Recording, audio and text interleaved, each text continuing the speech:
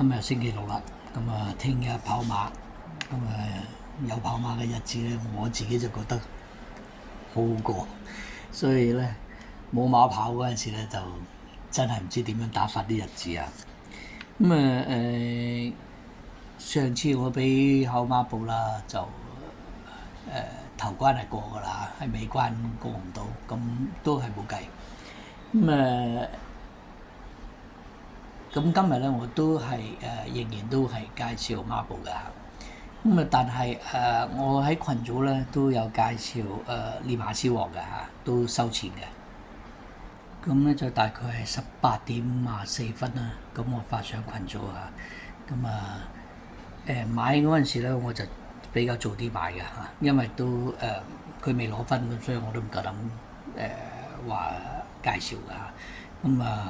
我就買咗少少，跟住攞咗分之後，我就加大咗碼㗎嚇。如果有朋友想加入嘅，咁隨時歡迎加入啊！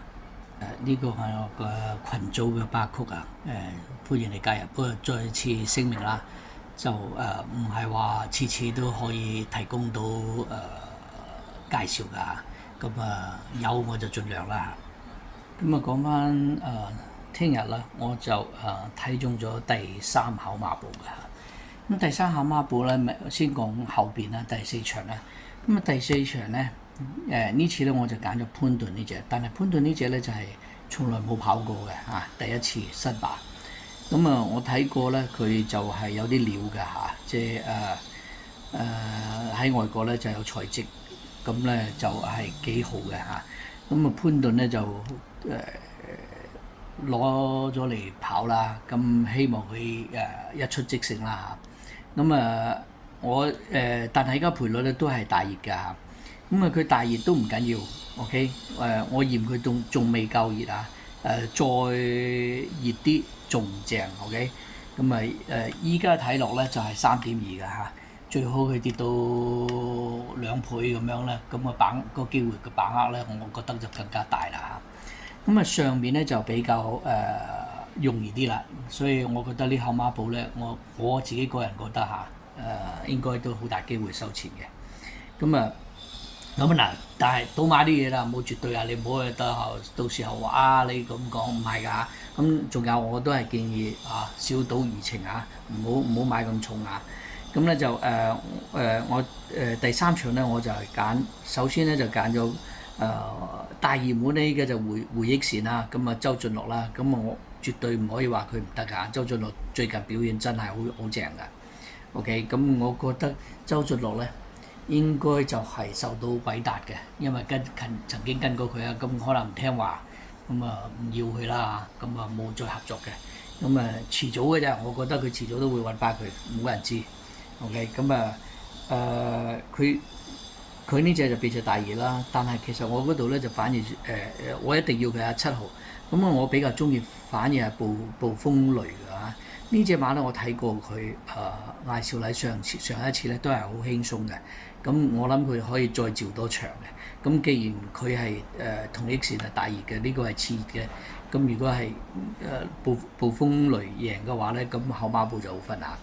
先揀6、7，跟住第3個咧，我會揀隻潘明輝啦。潘明輝又係好嘅嚇。風火行雲。呢隻馬咧都見佢有飛。今季咧又跑過一次2000㗎嚇，佢輸個頸位嘅啫。OK，我覺得咧不過嗰次咧就金城鋼啊，今次就冇俾佢啦，俾咗潘明輝啦。我都覺得 OK 嘅，有得搏，因為都有7.3啦。跑馬嘅嘢冇嘢講㗎嚇。贏得就邊個贏就邊個贏啦。有啲又有意外啦，又有跌邊啊，乜嘢可能性都有嚇，所以冇得傾。都要搏，好啦，跟住咧就仲有一隻咧就沃道威啦嚇，大維希斯啦，楊明倫又嚟啦嚇。上2次揾佢都麻麻地啦，呢次咧如果有賠率咧應該幾好嘅嚇。上一次咧佢跑第2嘅，就係跑得5.2倍嘅啫。依家因為前面有幾隻好馬啦，佢就自不然就係、叫座力冇咁強啦，咁就會好分啦，有9.8，咁如果佢出到嚟嘅9.8射落去下邊咧，都幾過癮嘅嚇。好啦，我就揀呢幾隻啦，再重複啦。